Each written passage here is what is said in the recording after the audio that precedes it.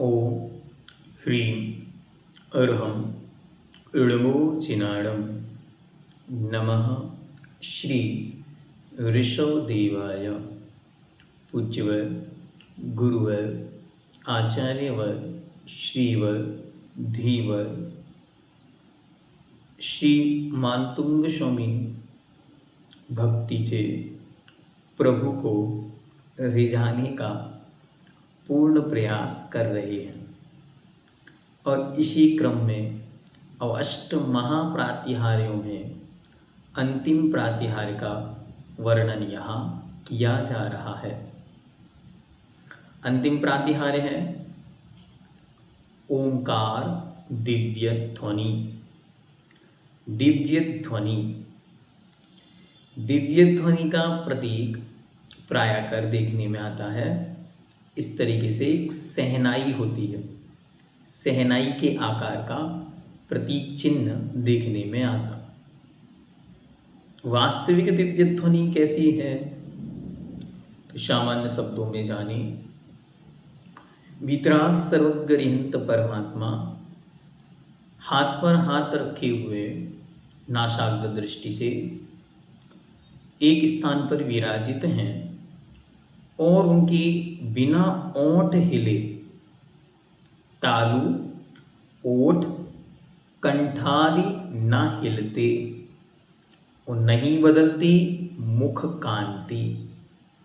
जब हम बोलते हैं तो तालु भी हिलता है, ओठ भी हिलते हैं, कंठ भी हिलता है और मुख का अलग अलग प्रकार से हाव भाव बदलता है। लेकिन जब भी त्रिलोकाधिपति अरिहंत परमात्मा उपदेश देते हैं तब ना तालु हिलता है, न ओष्ठ हिलते हैं, न कंठ हिलता है और ना ही मुख की कांति अथवा मुख का कोई भी एक्सप्रेशन बदलता है। वे सहज रूप से विराजते हैं और सहज ही उनकी वाणी खिलती है। क्यों? क्योंकि वे अरिहंत परमात्मा छाया ज्ञानी हैं। उनके ज्ञानावरण रूप जो 5 प्रकार का आवरण है वो पूर्ण रूप से नष्ट हो गया है, इसलिए अब उनका मन काम नहीं करता। अब उनका मन सोचने, विचारने और चिंतन इन सब प्रवृत्ति को नहीं करता। अब जो कुछ होता है वो उनकी औदय की क्रिया है, मतलब कर्म के उदय में सहजता से वैसी अवस्था स्थिति उनके माध्यम से बनती है।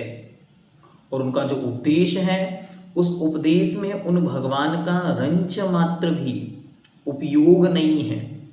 रंच मात्र भी उनकी अपनी इनर इंटेंशन भावना ये कुछ देने की इच्छा नहीं है। क्यों? क्योंकि वे मन से रहते हैं। जब मन से रहते हैं तो सोच कर, विचार कर, चिंतन पूर्वक किसे देना किसे नहीं देना ये सब कुछ वहाँ नहीं होता। फिर वो उपदेश कैसा होता है तो वह उपदेश सहज ही भगी भागन बस अथवा भवी भागन बच जोगे बसाय।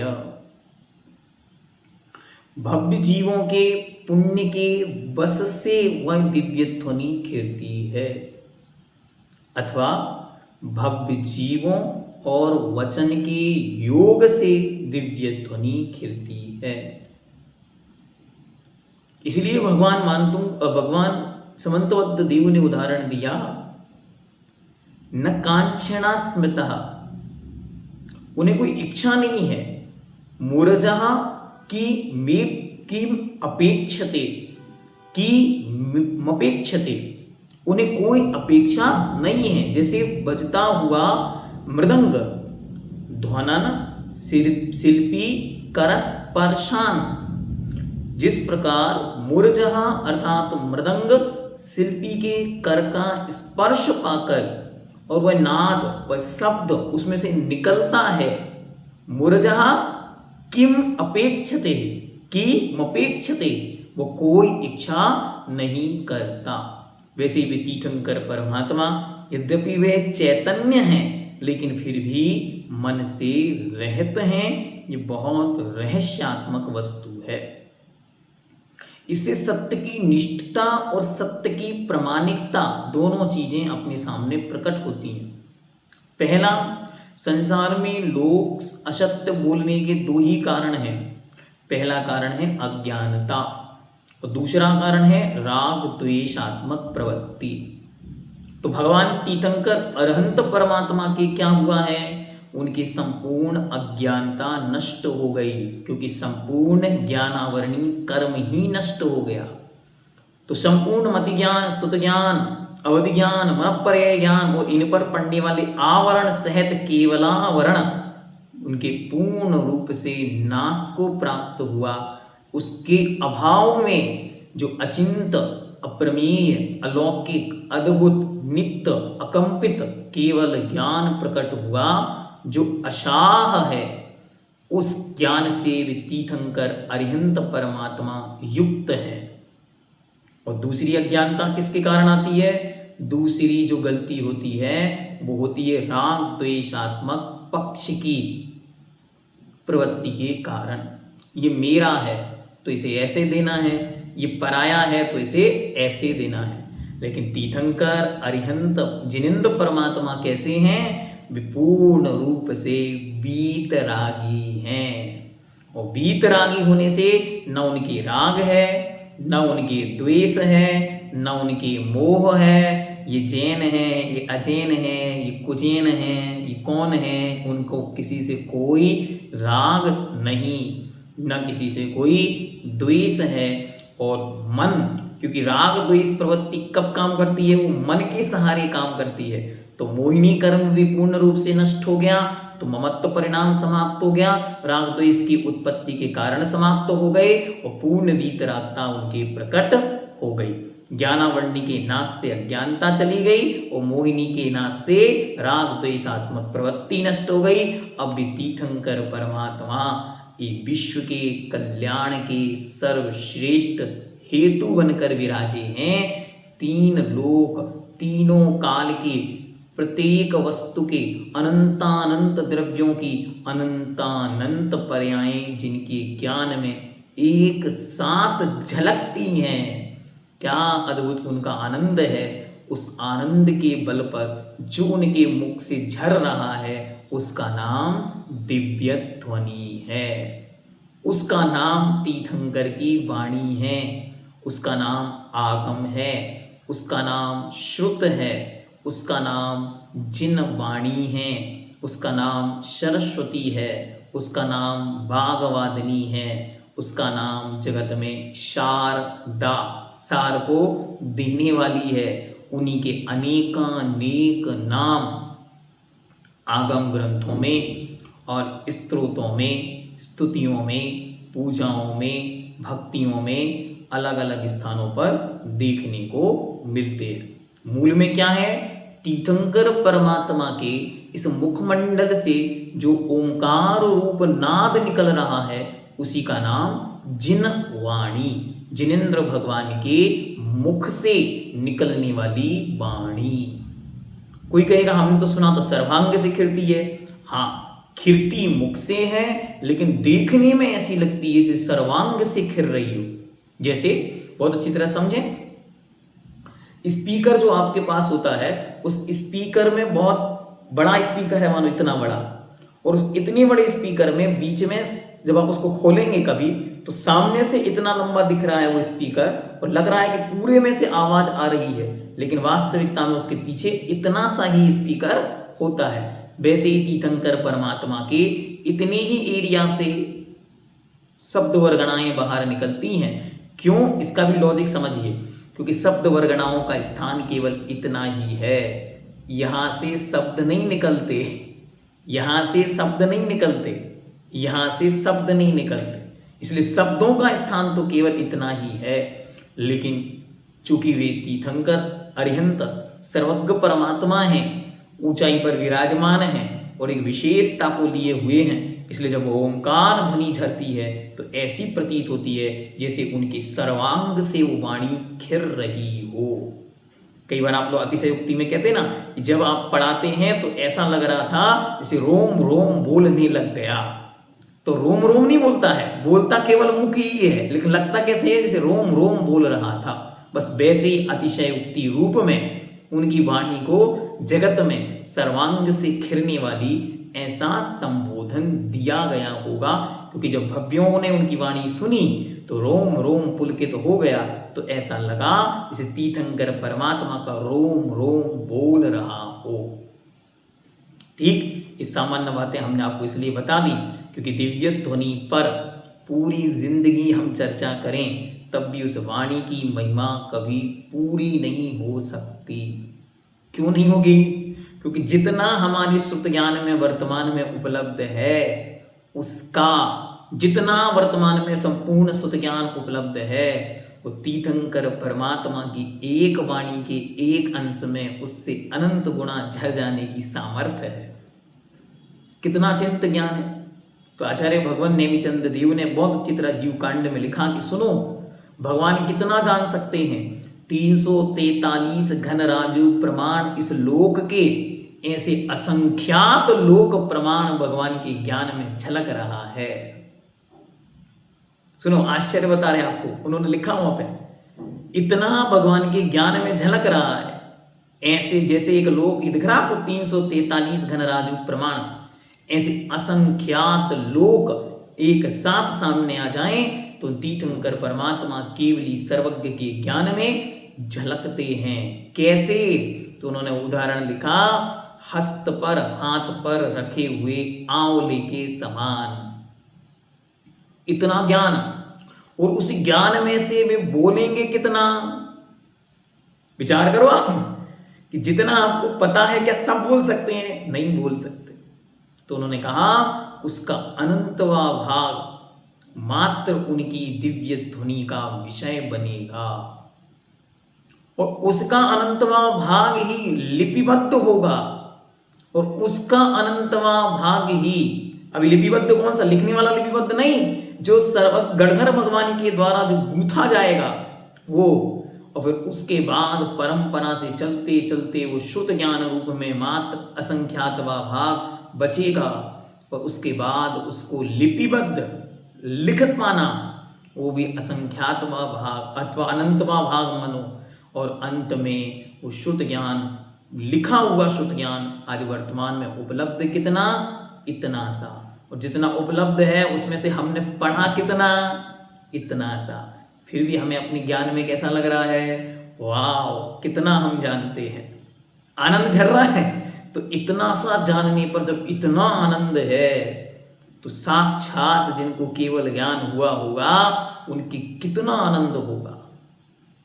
उस आनंद की महिमा को पहचानो कि जैसे हम लोग जानते जा रहे हैं, भक्तामृत स्तोत्र पढ़ा तो था, लेकिन जैसे जैसे उसकी महिमा सुन रहे हैं, जैसे जैसे उसकी महिमा पढ़ रहे हैं, जैसे जैसे उसकी महिमा अंतरंग में आ रही है, वैसे वैसे उत्साह, उमंग, उल्लास बढ़ता चला जा रहा है। ऐसा लग रहा है ये भी होता है, ऐसे भी होता है, अरे संस्कृत भी पढ़नी है, अरे प्राकृत भी पढ़नी है। तो जैसे जैसे ज्ञान का स्तर बढ़ता चला जा रहा है, वैसे वैसे जानने की इच्छा बढ़ती चली जा रही है, उत्साह बढ़ रहा है, आनंद बढ़ रहा है। वैसे ही सोचो जिनके संपूर्ण आवरण हट गए और एक साथ 3 लोग जिनके ज्ञान में झलक रहे हैं, उनकी क्या दशा होगी, उनके आनंद की क्या स्थिति होगी। इसलिए कभी कभी शांति से बैठ करके इस 35 नंबर श्लोक को मात्र उच्चारण किया करो, सहजता से शांति से हाथ पे हाथ रख के बैठ जाओ, एक एक शब्द बोलो और प्रभु के मुख से झरते हुए ओंकार का चिंतन करो, उस ओंकार का नाद करो, उस ओंकार की महिमा को अपने जीवन में विकसित करो। ठीक है, आगे और विस्तार से आपको शुद्ध ज्ञान, जिनवाणी, सरस्वती, वाग्वादिनी आदि आदि अनेक नामों को धारण करने वाली उन जिनवाणी की महिमा क्रमशः आपको बतलाएंगे। अभी हम चलते हैं श्लोक नंबर 35 ओंकार दिव्य ध्वनि की महिमा। ये दिव्य ध्वनि रूप प्रातिहार कैसा होता है?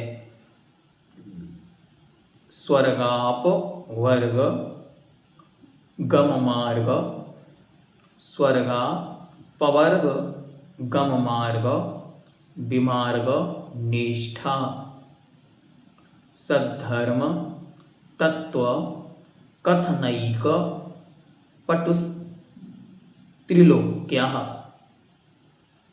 दिव्यत दिव्यत क्योंकि आधा पीछे है शब्द इसलिए दिव्यत ध्वनिर भवति ते, एक साथ बोलना है, 2 बार धा नहीं बोलना, ठीक है। दिव्यत ध्वनिर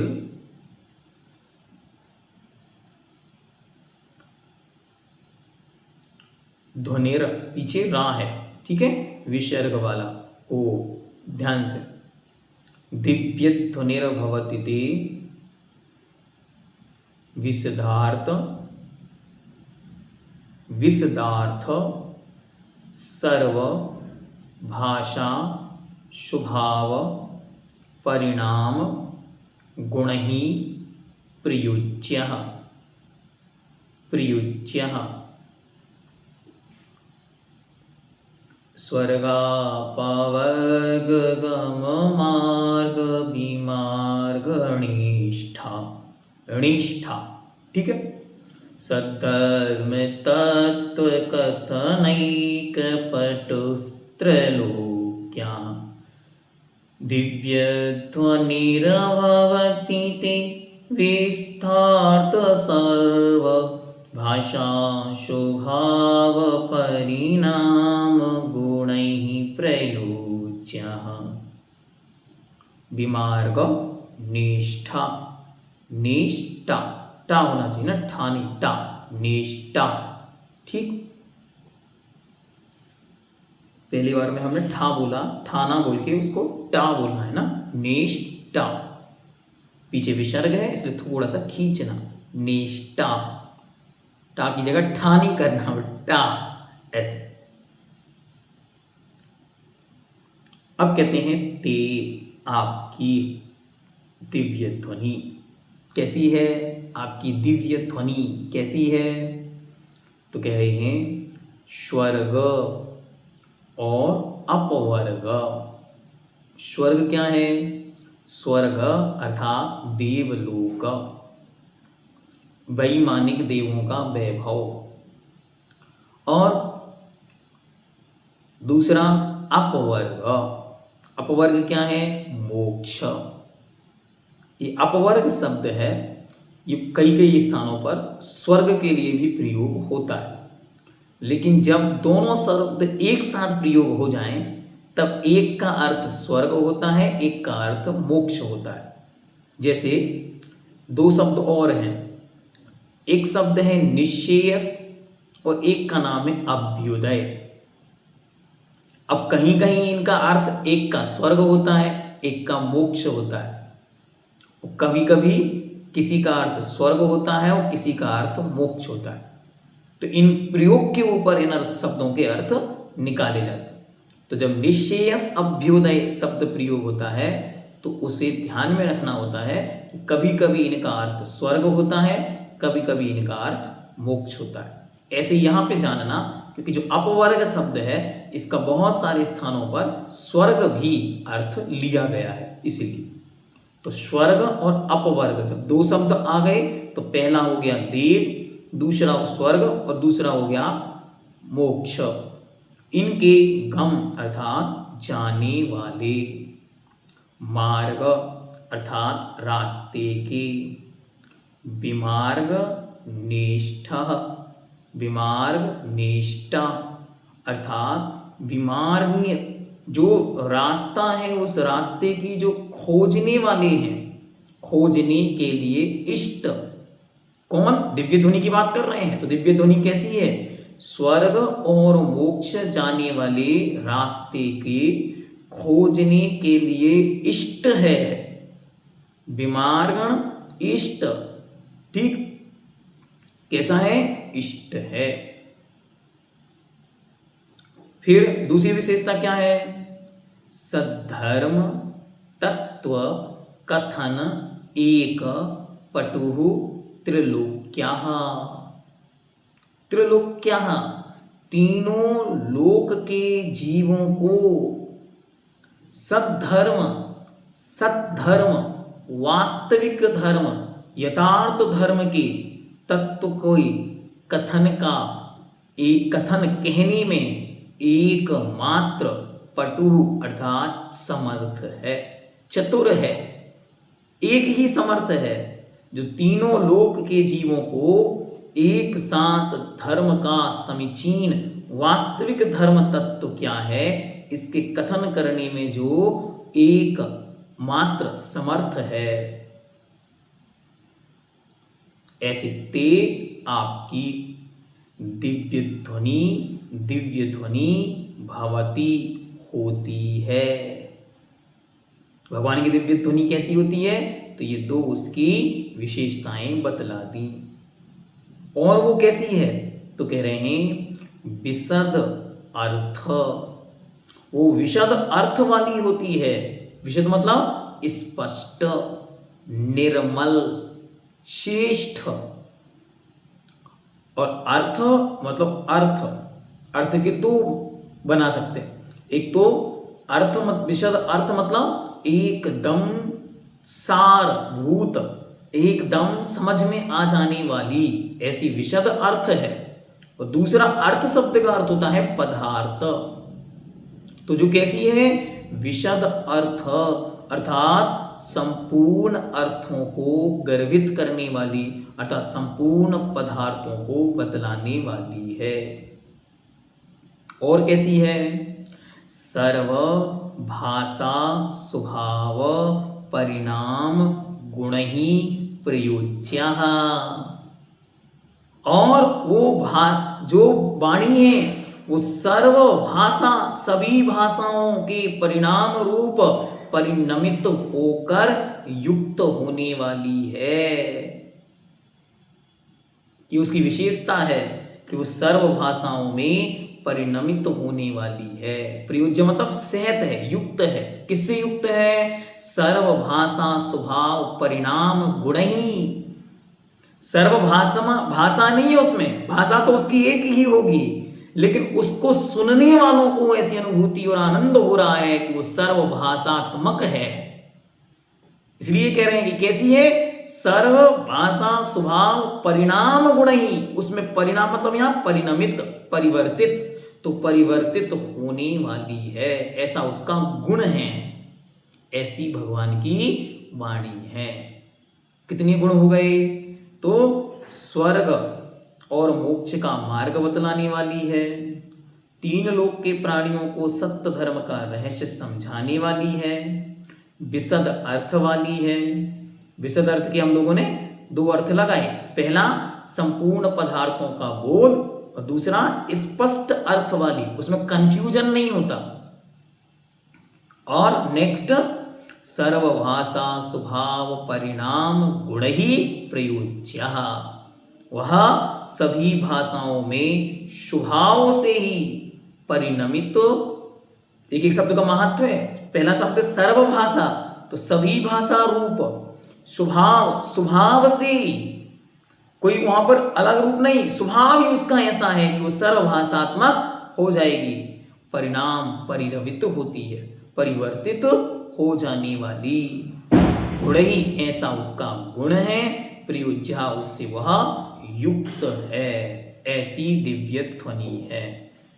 हे भगवान, आपकी दिव्य ध्वनि, आपकी वाणी स्वर्ग और मोक्ष का मार्ग बतलाने वाली है, तीन लोक के प्राणियों को सत्य धर्म का रहस्य समझाने में कुशल है, विशद अर्थ वाली है और संसार की सभी भाषाओं में स्वभाव से ही परिणमित होने रूप गुण से युक्त है।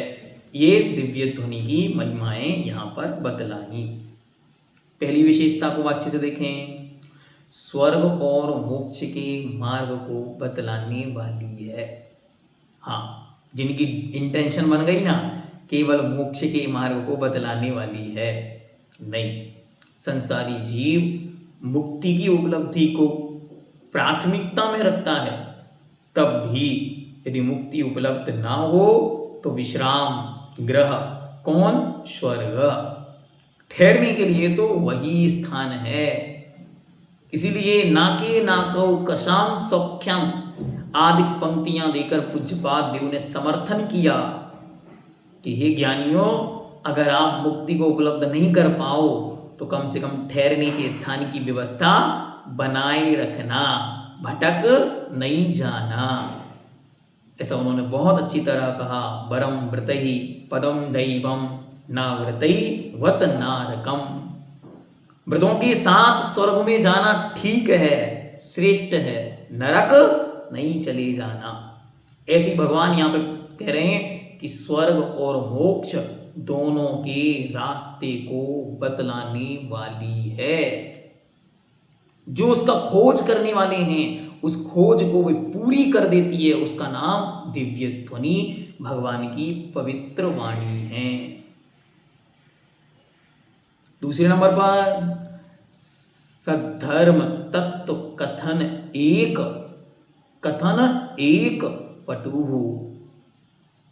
जितना कुछ भी धर्म तत्व है, सार है, आगम है, रहस्य है, शब्द हैं, अक्षर हैं, सब कुछ उस दिव्य ध्वनि के माध्यम से ही इस जगत को प्राप्त हुआ है। इसलिए जो कुछ है सब दिव्य ध्वनि स्वरूप है। ऐसी वह ओंकार दिव्य ध्वनि है। सच्चे धर्म का प्रतिपाद करने के लिए, सच्चे धर्म का स्वरूप बतलाने के लिए, सच्चे धर्म के मार्ग को प्रकट करने के लिए जो सर्वश्रेष्ठ है उसका नाम दिव्य ध्वनि है। और तीसरे नंबर पर विशद अर्थ, वह विशद है, निर्मल है, किसी भी प्रकार का वहां दोष नहीं है। पूर्व में भी आपको बताया कि ज्ञान आवरण नहीं होने से अज्ञानता का दोष नहीं है, और मोहिनी नहीं होने से राग द्वेष प्रवृत्ति का दोष नहीं है। इसलिए उन भगवान की वाणी अत्यंत विशद अर्थात स्पष्ट, निर्मल और प्रत्यक्ष है, क्योंकि उसमें कोई भी बाधा नहीं है। सर्व बाधाओं से वो मुक्त है, इसलिए विशद है। और अंत में क्या करें? सर्वभाषा स्वभाव परिणाम गुणहि प्रयोज्या। सर्वभाषात्मक परिणमित होने की सामर्थ्य वाली है। वह वाणी ओंकार रूप है। निरक्षर किसी ने कही है, लेकिन वास्तविकता में वो अक्षरात्मक है। और अक्षरात्मक वह वाणी होते हुए भी स्वभाव से उत्पन्न है, सहज है। और सहज होने से जगत के जीवों के लिए जैसा जीव वहां विराजता है उसे वह वैसी सुनाई देती है। भैया जी ये तो गप्प लग रही है। क्यों गप्प लग रही है? ऐसा भी कभी होता है कि एक कोई बोले वो मराठी, कन्नड़, तेलुगु, पंजाबी, राजस्थानी, डुंडारी, मारवाड़ी, मेवाड़ी, ब्रज और भागलपुरी, भोजपुरी, बिहारी, आसमीज, मलयालम, इन सब में कैसे कन्वर्ट हो सकती है? तो कितनी अच्छी तरह। अरे ये तो तीर्थंकर परमात्मा का दिव्य सम्मोचरण है, इसकी तो बात छोड़ो। वर्तमान में भी जो आपकी विधानसभा और संसद सदन होते हैं, जो राज्यसभा और विधानसभा की सदन संसद होती है, उसमें भी ऐसी सुविधा होती है कि बोलने वाला स्पीकर अपनी भाषा में बोलता है, इंग्लिश, हिंदी या जो उसकी स्थानीय भाषा होती है, लेकिन उसे समझने वाले अपनी अपनी भाषाओं में उसे समझते हैं। ऐसे ही तीर्थंकर परमात्मा की वाणी जो समोशरण में विस्तृत होती है, तो वह वाणी सबको अपनी अपनी भाषा में, अपने अपने अक्षरों में, अपने अपने चीजों में समझ में आती है। अब प्रश्न त्रियंचों को भी, हाँ, त्रियंचों को तो प्रेम की भाषा सहज ही समझ आती है। जब आप अगर आपके घर में गाय हो, उस गाय को आप अच्छी तरह स्नेह से, वात्सल्य से उसको संभालते हैं, सजाते हैं, तो उसे सब चीजें समझ में आने लगती हैं। आप पास पहुंचते ही हैं और अपने आप उसके स्तन दूध से भर जाते हैं। एक सिखाना नहीं पड़ता। जैसे ही उसका जो रखवाला है, जैसे ही उसका जो मालिक है, स्वामी है, वो एक हाथ फेरता है पेट पर और उसके दुग्ध झरने लग जाता है, ऐसी कला जब एक सामान्य ग्वाला जानता है तो तीन लोक के वे अधिपति तीर्थंकर परमात्मा जो महान करुणा से भरे हुए हैं, उनकी वाणी जब झरती है तो जगत के सारे त्रियंच अपनी अपनी कल्याण की बात उस वाणी के माध्यम से सुनकर समझ लें। इसमें कोई आश्चर्य की वस्तु नहीं बचती। और उस भाषा में, क्योंकि वो है ओंकार रूप, लेकिन ओंकारमयी होने पर भी वह 18 महाभाषा और 700 लघु भाषाओं से युक्त होती है। और एक दिन में कितनी बार? 4 बार खिलती है, 4 संध्याओं में खिलती है। और इन 4 संध्याओं में प्रातःकाल सुबह ब्रह्म मुहूर्त में, फिर मध्याह्न 12 बजे के लगभग, फिर शाम काल 5:30-6 बजे के लगभग, और फिर मध्य रात्रि में लगभग 12 बजे के लगभग। भैया जी रात में भी खिलती है? हाँ। क्यों? क्योंकि समो शरण में दिन रात का भेद नहीं होता, क्योंकि वहाँ तीर्थंकर परमात्मा साक्षात करोड़ों करोड़ों सूर्यों से अधिक तेजस्विता को लिए हुए होते हैं। दूसरा, साक्षात चंद्रदेव और सूर्यदेव अपने विमानों सहित उनकी सेवा में वहाँ उपस्थित होते हैं, इसलिए वहाँ अंधेरे का या रात्रि का कोई प्रावधान नहीं होता। इसलिए उनकी दिव्य ध्वनि दिन में 4 संध्याओं में 4 बार अहोरात्रि, ऐसा उन्होंने लिखा, अहोरात्र दिन रात खिलती है। और इसके अलावा भी खिलती है। हाँ, कब खिलती है? अब हमने देखा है जब कोई बड़ा आदमी आता है तो महाराज जी का मूड बदल जाता है। क्या? बस ये तीर्थंकर क्या होता है कि जब कोई विशिष्ट पुण्यशाली, आचार्य भगवान नेमिचंद देव ने पंक्ति दी कि जब कोई विशिष्ट पुण्यशाली गणधर अथवा कोई विशिष्ट श्रोता, और तीसरा नाम दिया चक्रवर्ती, इनकी सभा में उपस्थित हो तो अकाल में भी दिव्य ध्वनि खिल जाती है। इसलिए जब कोई बड़ा आदमी आए और महाराज जी उसको कोई विशेष समय दे दें तो आपका मुंह ऐसे नहीं करना चाहिए, मन में हताशा नहीं आनी चाहिए, मन को बेमन नहीं करना चाहिए। आपको ध्यान रखना चाहिए कि जब तीर्थंकर की झर जाती है तो सामान्य मुनि महाराज, आचार्य परमेष्टि की अगर कोई विशेष बात उनसे कर लें तो इसमें लाभ ही है, अलाभ नहीं। ऐसा क्यों? क्योंकि जो विशिष्ट पुण्यशाली हैं उनके अधीन बहुत सारे लोगों का कल्याण होता है। इसलिए जो विशिष्ट पुण्यशाली हैं उनको अगर हम अपने वचन, अपनी बात दे देंगे तो बहुत सारे लोगों का सहज ही कल्याण हो जाएगा। जैसे कोई चक्रवर्ती है और वो पूजन नहीं करता, आज तीर्थंकर परमात्मा ने उसे पूजन का उपदेश दिया और वो पूजा करने लगे तो क्या होगा? पूरे गांव के लोग देखा सीखी पूजा करना सीख जाएंगे। ऐसे ही कोई व्यक्ति है, कलेक्टर है मानो आपके उसका भीलवाड़ा का, और कलेक्टर की पोस्ट पे आया और वो रोज सुबह आर के पुरम के मंदिर में पहुंच जाए धोती दुपट्टा पहन के, तो क्या होगा?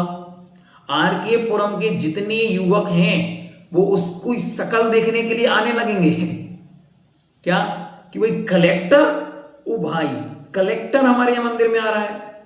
तो जितने लोग हैं समाज के, जितने भी लोग इस महिमा को समझते हैं कि कलेक्टर क्या होता है, वे सारे के सारे लोग मंदिर में आने लगेंगे कि भाई कलेक्टर से कहीं इसी बहाने जय जिनेंद्र हो जाएगी, कहीं इसी बहाने पहचान हो जाएगी, तो कहीं इसी बहाने अपने कुछ काम सलट जाएंगे। ये क्या है? एक महिमावंत पुरुष, विशिष्ट पुण्यशाली जब उपस्थित होता है तो अनेकों लोगों के काम स्वतः बन जाते हैं। और इसमें पूज्य गुरुदेव कितना सुंदर चिंतन देते हैं कि सुनो, 1000 बच्चे हमारे पास आए, महाराज हम पढ़ना चाहते हैं, हमारे लिए कोई व्यवस्था दो। महाराज हम पढ़ना चाहते हैं, हमें कोई व्यवस्था दो। 1000 लोग हैं, वे एक एक करके अपनी भावना, अपनी बात, अपनी अभिव्यक्ति हमारे सामने रखेंगे। ठीक है, हम एक एक की सुनेंगे तो हमको कितना समय लगेगा? एक एक मिनट देना एक एक को, तो हमको 1000 मिनट चाहिए। इतने में हम क्या करें? इतने में RK पाटनी जी आ गए, तो हमने कहा 1000 लोग आप बाहर जाओ, हमें इनसे बात करनी। और इनसे हमने 5 मिनट में कहा देखो ये 1000 लोग पढ़ना चाहते हैं, आपको क्या करना है? आपको अपने अनुकूलता के अनुसार कोई व्यवस्था देख लेनी है। उन्होंने कहा जी महाराज, जैसा आपका आदेश, निर्देश, संकेत जो कुछ होगा हम वैसा करने को तैयार हैं। तो इनको 1000 मिनट देने पर भी वो काम नहीं होना था, वो इनको 10 मिनट देने पर हो गया। इसीलिए विशिष्ट पुण्यशाली को दिया गया समय सहजता से ही हजारों के कल्याण का साधन बनता है।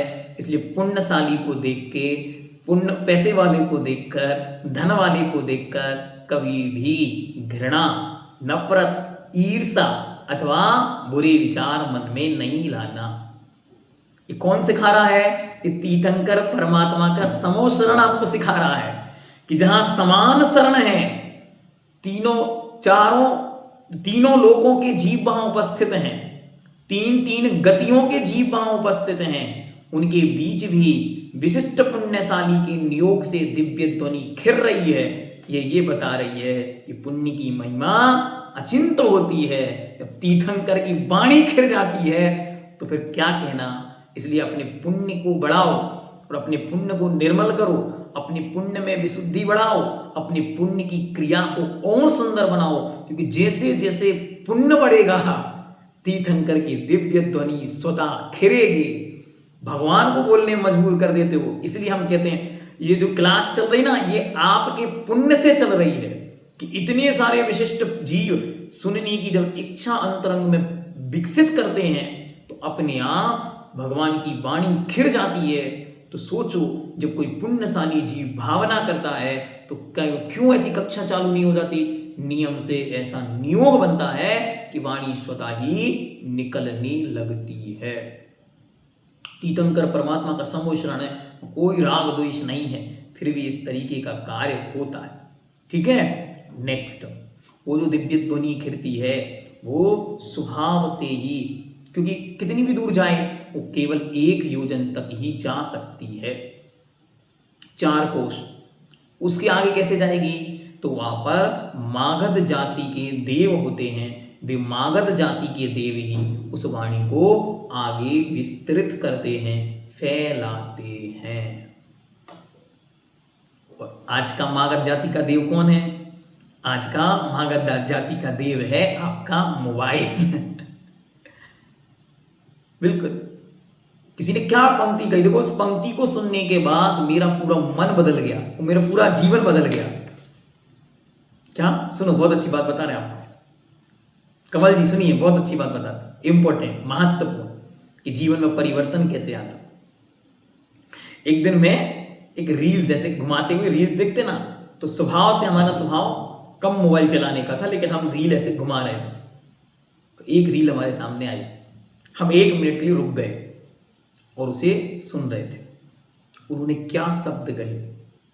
उन्होंने कहा, भगवान श्री कृष्ण जब उपदेश दे रहे थे, मैं उनके शब्द बोल रहा हूं, फिर उससे भाव जो है वो हम आपको बताएंगे। उन्होंने कहा, जब भगवान श्री कृष्ण उपदेश दे रहे थे गीता का, तब वहां सुनने वाला केवल एक था, और जोर से बोलते तो कोई आजू बाजू वाला 2 सुन लेता, 4 सुन लेता, लेकिन आज मुझ में ताकत है, मैं बोलता हूं, हजारों लोग, लाखों लोग एक साथ सुन सकते हैं। मतलब उनके समय से अधिक प्रभावना करने का समय आज है, ऐसा उन्होंने अपने शब्दों में कहा। बस उनके शब्द मेरे कान में पड़े, वो मेरा चित्त एकदम बदल गया, एकदम बदल गया। मेरे चित्त में ये भावना उत्पन्न हुई कि जब तीर्थंकर परमात्मा उपदेश देते थे तो वो समोशरण में ही फैलता था, और मागध जाति के देव उसे फैलाएंगे तो बाहर तक कितना फैलाएंगे। लेकिन हे मोबाइल देवता, ये तुम्हारा चमत्कार तो देखो कि पूरा विश्व एक साथ जिनवाणी सुन सकता है, एक साथ। क्या? बस उपयोग की उपयोगिता चाहिए, जिनवाणी के तत्व का गहनतम रहस्य चाहिए। वो रहस्य जब झर रहा है उस समय एक साथ, देखो आपकी ही क्लास में अमेरिका के अलग अलग देशों से लोग जुड़े हैं, मलेशिया से हैं, दुबई से हैं, और भारत के तो राज्यों को गिनाएंगे हम तो 28 में से कम 20 कवर कर जाएंगे। इतनी राज्यों से लोग आज स्वाध्याय कर रहे हैं। और अभी जब फॉर्म भरे जाने हैं साल, तो सिंगापुर और अन्य अन्य राज्यों से भी, अन्य देशों से भी लोग तैयार हैं। ये क्या हो रहा है? जब शुद्ध ज्ञान की धारा बहती है तो तीर्थंकर परमात्मा के काल में भी जो संभव नहीं था, सुनो अच्छी तरह, चौथे काल पंचम काल में अंतर क्या है कि चौथे काल में भी जो संभव नहीं था वो कार्य पंचम काल में हो रहा है। जो कार्य साक्षात तीर्थंकर परमात्मा नहीं कर पाए वो कार्य इस पंचम काल में संभव है। इसलिए इस पंचम काल की महिमा पहचानो। इसलिए भगवान, इस पंक्ति को सुनने के बाद हमारा चित्त एकदम बदल गया। हमारे मन में आया कुछ तो आपको करना चाहिए। फिर जब इसको हमने पढ़ा तो हमने सुना, उसको पढ़ के बारे में आया कि जिनवाणी तो बड़ी रहस्यात्मक है, गहन है, उसको जन जन तक भेजा जा सकता है। लेकिन जन जन के मन में जिनवाणी रुचती क्यों नहीं? जिनवाणी का प्रचार चल रहा है भाई, उस प्रचार को सारे संसार में फैला दो। उन्होंने कितना सुंदर उत्तर दिया। हम समंतबद्ध देव के चरणों में बैठे और समंतबद्ध देव महाराज से पूछा कि भगवान समस्या कहाँ आ रही है। उन्होंने कहा, हे तीर्थंकर परमात्मा, आपका शासन तो एक छत्राधिपतित्व शासन है। 3 लोकों में केवल एक ही शासन का राज्य हो, क्योंकि यहां सबको स्वीकार है। स्यादवाद यहां है, अनिकांत यहां है, सप्तभंग यहां है, कुछ भी अस्वीकृत नहीं है, सब कुछ स्वीकृत है। फिर भी हे भगवान, यहां लोग आपके वचनों को स्वीकार क्यों नहीं कर पा रहे हैं? तो उन्होंने 3 कारण बताए। वो 3 कारण जिस दिन मैंने पढ़े उस दिन से मुझे कुछ करने का मन बना। पहला कारण क्या? काला कलेरवा। बोले काल ही काला है, एक कलिकाल है। इस काल की महिमा ऐसी है। क्या? इस काल की महिमा ही ऐसी है कि इस काल में अच्छे लोग, अच्छी बातें सबको समझ में नहीं आती। और दूसरा, काला कलिरवा, कलुषाशयोवा, और चित्त में कलुषता भरी है। इसलिए अच्छी बात को सुनकर भी लोग बुरा अर्थ निकाल लेते हैं, अच्छी चीजों को भी लोग गलत मान लेते हैं। ये चित्त की कलुषता है। और तीसरी जो बात उन्होंने कही, जिसने मेरा जीवन परिवर्तित कर दिया, उन्होंने कहा इस पंचम काल में वक्ताओं का अभाव है। क्या महत्वपूर्ण पंक्ति थी। इस पंचम काल में जो नए प्रमाण का ज्ञाता हो, ऐसे वक्ताओं का अभाव है। बस वो पंक्ति जब हमने पढ़ी, 2014 में ये पंक्ति हमने पहली बार पढ़ी, और जब पढ़ी तो हमारा चित्त मनोवेदना से भर गया और मेरे मन में भाव आया, भगवान की वाणी एक छत्र शासनाधिपतित्व शक्ति वाली है, फिर भी वो चित्त तक नहीं उतर रही है। क्यों? लेखक और वक्ता पक्ष व्यामोह में अपनी बात रख रहे हैं, भगवान की बात भूल गए हैं। इसीलिए उन्होंने बहुत अच्छी तरह उसका विस्तार किया। जब वो समंतबद्ध देव की पंक्तियां, ये युक्तानुशासन ग्रंथ की पंक्तियां हैं, वो जिस दिन मुझे स्मरण में आई, उस दिन से मैंने ये संकल्प अपने आप को विकसित किया कि आपको क्या बनना है? जैसा समंतबद्ध देव की भावना है, बस वैसा वक्ता आपको बनना है। बन पाए नहीं बन पाए, कितने बनेंगे नहीं पता, लेकिन भगवान समंतबद्ध देव की भावना है कि इस पंचम काल में वक्ताओं का अभाव हो गया है। भूलने वालों से क्या सुनो, पहले कभी तीर्थंकरों का काल था, फिर केवली शुद्ध केवलियों का काल था, फिर आचार्यों का काल था, फिर विद्वानों का काल था, और वर्तमान काल वक्ताओं का काल है। जो बोलेगा वो दुनिया को दे पाएगा। इसलिए दे बोलेगा क्या, जिसके अंदर जो भरा होगा वो बाहर निकलेगा।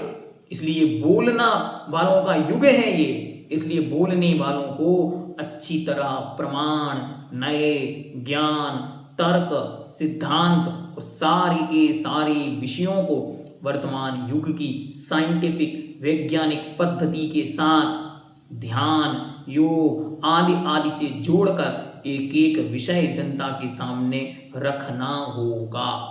तब जाकर ये शासन आगे हजारों हजारों साल जयवंत और जीवंत रहेगा। ये प्रसंग आज क्यों रख दिया? क्योंकि आज का दिन अत्यंत महत्वपूर्ण है। आज क्या है? आज वो दिन है जिसके बाद क्या? आज वो दिन है जिसके बाद आज तक कभी जिनेंद्र भगवान के शासन का विच्छेद, लोप नहीं हुआ। इसलिए अब हम सबकी ये भावना, हम सबकी ये प्रार्थना, हम सबकी ये कामना, हम सबका ये उद्देश्य, हम सबका ये लक्ष्य और हम सबका ऐसा जीवन आदर्श होना चाहिए कि जैसे भगवान शांतिनाथ स्वामी से लेकर आज तक ये जिनेंद्र भगवान का शासन निरावाद गति से पवित्र निर्मल विशुद्धि के साथ, अत्यंत प्रभावना के साथ प्रवाहमान होते हुए आगे बढ़ रहा है। ऐसे आने वाले 18,500 वर्षों तक ये पवित्र शासन जयवंत और जीवंत रहे।